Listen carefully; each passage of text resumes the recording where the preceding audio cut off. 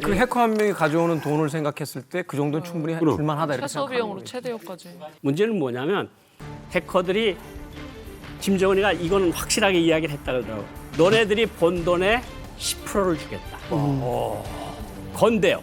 그러니까 너가 6만 달러를 벌었으면 6천 달러를 넣어준다 그러니까 걔네들이 보통 한 10명씩 나가서 집단적으로 일을 하고 있는데 정말 24시간, 12시간씩 교대로 자, 계속 자판기만 두들기면서 사람들 열심히 사는구나. 하지 말라고 해도 할 것 열심히 사는 같은데. 거야. 그러니까 야 제발 야, 잠 좀 그만해. 자라. 그냥 잠도 안 자고. 잠도 안 자고. 이거 이것만 하는 거야. 아니 근데 진짜 이 해커 부대의 임무가 이제 원하는 이 정보를 훔치는 걸로도 이제 모자라서 이제 저 엄청난 액수까지 이렇게 훔치고 있는 거죠.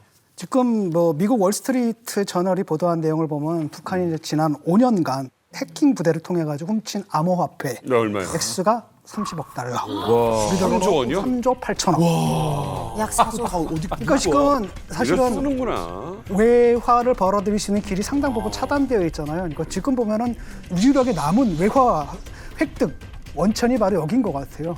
아니 근데 블록체인 기술이 최고라며. 뭐 그러니까. 해킹 안 하는데 다 되네. 왜냐하면 코인 거래소들이 있는데 이 코인 거래소가 상당수 많은 국가들에서 이 정식 은행처럼 보호를 받지 못하고 있어요. 예를 들어서 은행에서는 예금자 보호법이 있잖아요. 그리고 은행 사이트들은 많은 보안에 굉장히 방어문들을 설치하고 있는데 이 코인 중개업소 같은 경우는 사실상 은행 같은 역할을 하지만 북한이 손쉽게 해킹할 수 있는 거죠.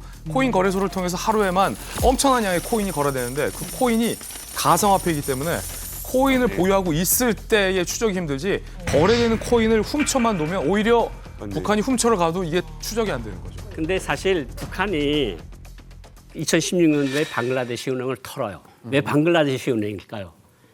3세계 나라들일수록 투자를 많이 못해요. 은행 방화복에. 그러니까 방글라데시 같은 나라 중앙은행을 털어서 거의 1조를 훔쳐갔어요. 2016년도에. 아, 그 어려운 나라에서? 그러니까 방글라데시 사람들이 정말 돼 있으니까. 그런 얘기를 한다잖아요. 정말 우리 못 살고 어려운데 왜 우리 거를 와서 훔쳐가느냐. 근데 그게 3세계 나라들이 방화벽이 약하고. 거기 보안에 취약하니까 얘네들은 혁명 자금을 못 넣는 전사들 아니에요. 워리어들이요. 그냥 돌아다니면서 보다가 그냥 쉬운 데 읽으면 그게 방글라데시건 가나건 시에라레온을 들어가서 털어오는 거야. 근데 그 이후에 결론이 어떻게 됐냐? 북한이 1조를 털기까지 했는데 이게 오타를 해서 중간에 또 몇백억. 또 카지노에서 돈 세탁하러 갔는데 중국인한테 사기를 당해요. 그래서 1조 중에서 북한이 챙긴 게 460억 정도밖에 못 챙겼어요. 완전히 다행이다 그래도. 솔직히 저는 조금 우려스러워요. 이게 많은 보안 전문가들이 대한민국이 고도로 정보기술이 발달돼 있지만 북한 해킹 공격에는 매우 취약한 상태라고 지적을 하고 있거든요. 최근 넷플릭스에서 개봉한 한 영화를 보면 이 해커들이 개인의 은밀한 사생활은 누구나 있잖아요. 그게 합법이든 불법이든 중요하지 않고 누군가에게 숨기고 싶은 은밀한 사생활을 손쉽게 해킹으로 빼내서 이 사람에게 협박을 해서 이 사람을 테러나 범죄에 악용하는 거죠. 그러면 범죄 집단은 본인의 정체를 숨긴 채 불특정 다수를 조종하는 극단적인 범죄 사례가 우리나라에서 나올 수 있다라고 실제 북한의 해커와 해킹을 연구하는 전문가들이 우려하고 있거든요. 이게 근데 그 우습게 볼 만한 이야기는 아닌 것 같아요. 그 몇 년 전 나온 지가 꽤 된 영화예요. 영화 그 나야드 4라는 영화를 보면 이제 빌런이 등장하는데 이 빌런이 어떻게 이제 그 공격하기 시작하냐면 해킹이에요. 제일 처음에 공격하는 게 이제 교통을 마비시킵니다. 그러니까 신호등 체계가 라든지 또는 아시다시피 이제 기차 뭐 이런 것들이 다 전산망으로 이루어져 있고 그다음에 이제 금융하고 통신을 이제 문제 삼기 시작하죠. 말하자면 내 통장에 있던 돈이 갑자기 빠져나갔다. 통신이 두절된다.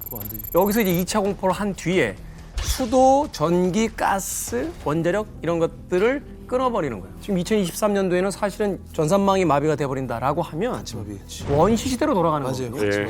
근데 우리는 그렇다면 뭔가 준비를 하고 있을 거 아닙니까? 우리는 뭔가 대책이 있지 않나요? 우리도 이제 그 사이버 테러에 대응하기 위해서 여러 가지 좀 노력을 하고 있는데 그런 것 중에 하나가 이제 지난 6월에 우리 그 청와대 국가안보실하고 미 백악관의 국가안전보장회 NSC가 이제 글로벌 이런 그 위협에 대응하기 위해서 고위 운영 그룹이라는 걸 만들었어요.